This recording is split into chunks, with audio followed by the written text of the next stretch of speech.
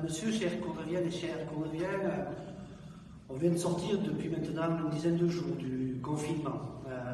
Ça a été quand même, objectivement, voilà, une petite bouffée d'oxygène, y compris renforcée par le fait que le parc départemental a pu rouvrir. Pour autant, on n'est pas sorti de la crise. Il faut conserver nos gestes barrières. L'école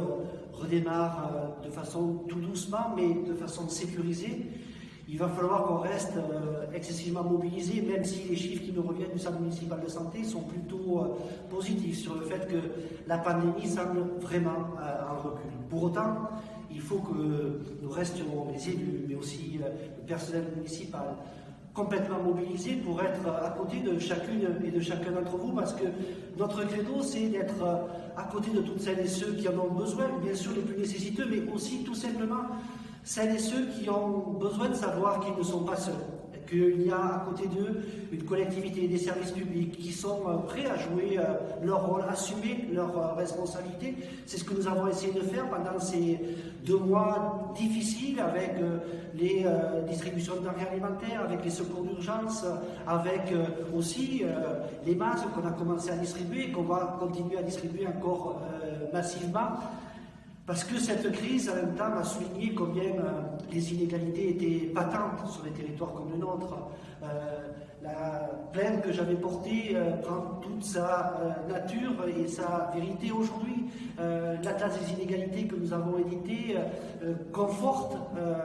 ces chiffres inégalitaires auxquels nous sommes confrontés et m'a autorisé à réinterpeller fortement le président de la République dans la visioconférence que j'ai eue hier avec lui pour lui dire